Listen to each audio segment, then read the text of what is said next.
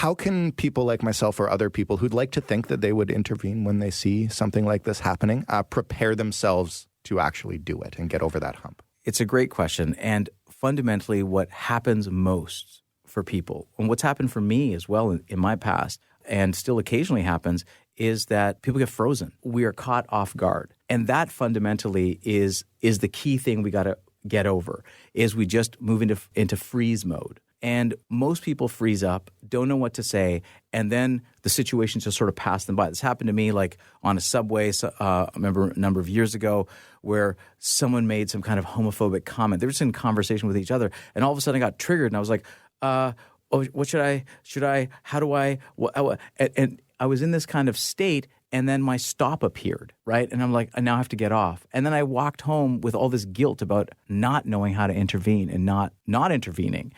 And so there's two things that I would start with. First of all, you've got to preload the decision in your head, right? You've just got to preload that you're going to do something. And the simplest thing that you can do once you've preloaded it is preload that you're going to notice it in some small way. And that's simply, for me, I'm just like, make a sound.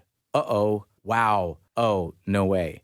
Anything like that will bring attention and get your body ready to do something, okay? Right. So the first thing is just simply make a sound.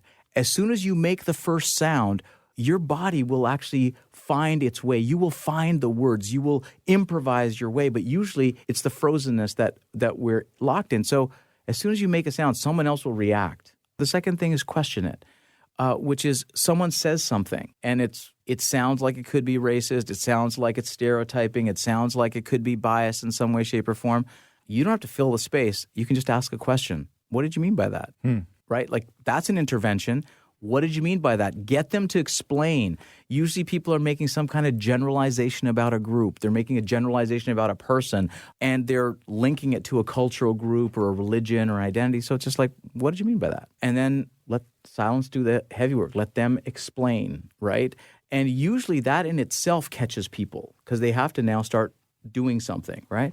And the third step of that is sometimes people will follow up with some kind of incredibly large generalization about a group of people. Yeah. And so then the next step of that is reflect it back to them, which is, so are you suggesting that all Muslims are, that all gay people are, that all Jewish people are? Right. So those would be like three simple steps, right? Is simply notice it, make a sound, 2, question it, and then 3, uncover it a little bit. Reflect the generalization back to them. I feel like some of us, at least, might be able to find the courage to challenge that in an open conversation with coworkers or just, acquaintances or whatever at a party. There's another type of incident that I want to talk about because it's something that I think a lot of us have seen, is when you're removed from it, almost like the situation you described on the subway, but you see somebody not violent, but verbally abusive to someone based on the color of their skin or their orientation or how they're presenting. And that's where I really struggle because I walk through downtown Toronto all the time.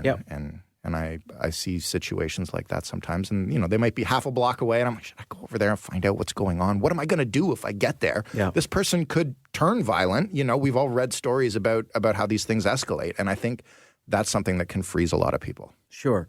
So again, preload the decision, right? And you'll also do an assessment while you're there, right? So for example, again, because I also ride public transit, I was in a subway car, in the evening. There was a young mixed race couple, white woman, a young man of color. And they were just kind of sitting there doing their own thing. And this guy, another man of color, just kind of came and started harassing them, but being super aggressive to the young black male. And I was just in the subway, and I was in the streetcar, and so my first step was I just moved closer. I just moved closer to the situation and made eye contact. Now this guy made eye contact with who?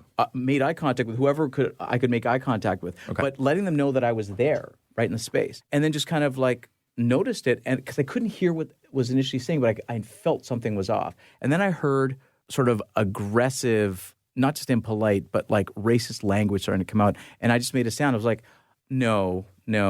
And so just letting them know that I was in the picture. I'm listening to this. I'm here, right? And so, I'm now closer, And then at a certain point, the guy started just kind of getting really aggressive, and I stepped just in the middle of it. And I was just like, dude, you can't do this, right? It was just simply like, you can't do this, right?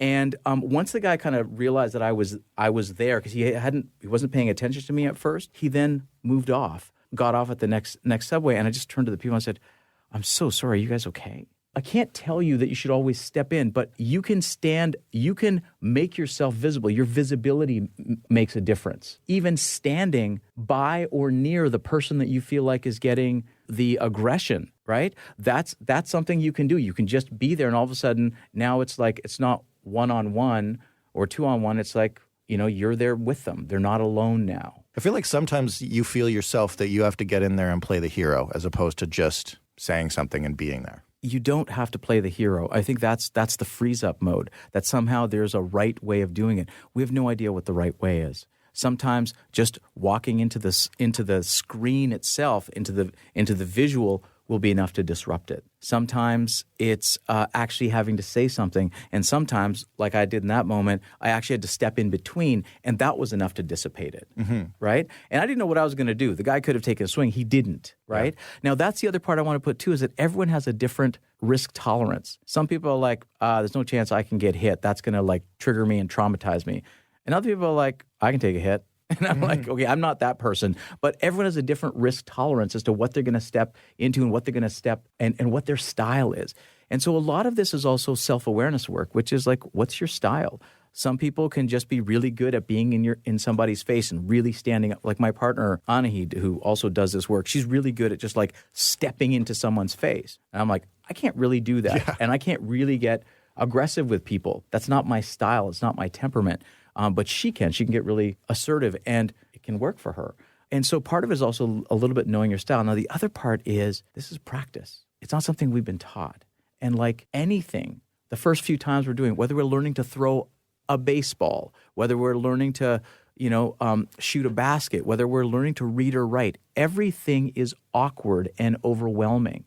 So one of the things I suggest to people is like, just commit through the awkward stage, meaning that it's going to feel uncomfortable. You're going to say the wrong thing. Sometimes it might not work. But the more you do it, and the more you do it in small contexts, take those baby steps, which is like, say it in the context of your friends, say it in the context of your workplace.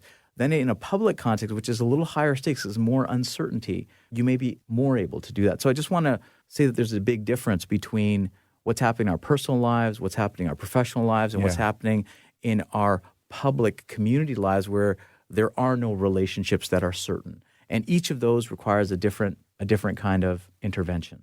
Have you seen the approach, and I mention it because I've seen it on the internet several times, that recommends that you completely ignore the aggressor and you go and just talk to the person who's being targeted and pretend that person's not screaming abuse at them or anything, and just say, hey, how are you? Have you seen the new Avengers movie? And talk to them like you're an old friend and try to diffuse it that way. Sure, you could. That's a great strategy. Any intervention can work, and I love that. I'm going to add that to my list, which is just simply go talk to the person. Go pull them out of the situation, right? Whether you know them or not, and just like walk them out. You can do that, right? That's an intervention. It's a great intervention. And then sometimes you can also, the situation's happened, it's happened quickly, and maybe it was too quick for you to be able to intervene, but go in and check in on them. Mm-hmm. That's support. Hey, I'm so sorry. If you need me to do anything, I can. I saw it. I have a description or whatever it is. If you feel like you need that, I'm totally here for you. Here's my information or whatever. Like there's ways that you can support, and sometimes just not even have to give them all the details. Just giving the space for someone to breathe is often enough, right? And just going, are you all right? Like that can help. What kinds of stuff doesn't work? Matching aggression with aggression sometimes doesn't work. So you showed me the video beforehand of the street preacher in the middle of the gay village, and this street preacher was like basically telling people who identify as LGBTQ2S that they're doing it wrong. It's an abomination, all this kind of stuff. And then it got really aggressive. Members of the community got there, and it kind of spilled out. They were defending their turf, I think. They were totally defending their turf, and rightfully so. Yeah. Let's just be really clear. In that kind of situation, it's also an assessment like what's actually happening. Like we have to realize that that's not an incidental homophobic comment. That's not just some random, consciously or unconsciously homophobic person. This is actually a very different kind of person. This is somebody who has a belief, and they're there to proselytize. They're there on a missionary purpose. So in that kind of context, the intervention of meeting fire with fire, it didn't work in that context and often doesn't. So to me, I don't know exactly how to work with that, but I've seen a couple things that are really powerful. One is that requires a team approach, right? Like one person can't intervene there. One person can go and support someone who's feeling hurt by it potentially. And so that's, if you're in that situation, that's something you could do, is go and support. The other thing is that there was a beautiful intervention that I saw where I think there was a group of people that just started singing around the person who was like doing that kind of really gross homophobic kind of thing, that kind of protester that's just really like they're on a mission, right? And they started singing a song from Rent, right? Yeah. And it was beautiful. And so in essence, why that kind of thing is helpful too is song and music and that kind of collective intervention is also another way for the community that might be hurt and their allies also have a vent for their emotions, right? Because this is just an emotionally heated situation. So when you go fire in that kind of situation, you're kind of playing into the zealots' agenda. So on some level, the best thing would be to ignore them, but it's hard when someone is parked in the middle of your community and spewing hateful stuff. And so on some level, that almost needs a community intervention. I mean, I also want to be really clear. I'm not advocating that everyone from a marginalized community context has to now also do all this additional work. I'm just saying that— Don't hug your hater. Yeah, unless you can. Yeah. Unless you have the capacity to. And that's not an intervention in the moment. That's a relational thing. And some people have that capacity. And I'm like, thank God you're out there. That's not me. But thank you for doing, because that's also part of the work. Some people are helping shift the most entrenched and most wounded people. I'm like, thank you for doing that. That's an intervention. I can't do it. So my thing is always find your role. Find what you can do. Now, the other part about it is that we will still end up letting it go. Sometimes we're too slow. Sometimes we'll still freeze up. So the other part about this is you got to show up with compassion for yourself. And I mean that because this is a long-term game. If we want to develop these habits, we're going to be imperfect. We're going to make mistakes. And if we don't show up with self-compassion, like, oh, I blew it, that part's okay. I blew it is a good thing. But if we just beat ourselves up, like, oh, I should have, that's not going to help us next time. It's like, oh, I should have. Do that once and like, what could I do differently next time? Make a plan, preload it. But if you just kind of sit there wallowing in your mistake, you are less likely to do it next time. I want to say that self-compassion is part of this work, because otherwise you're going to do it once or twice, then stop because it's going to be too scary, as opposed to, what did I learn? What did I learn about me in that situation? What do I learn about people in that situation? How might I navigate differently? Because there's no right answer. There are many answers. So the thing is show up with the ones that you might be able to deliver on. Thanks.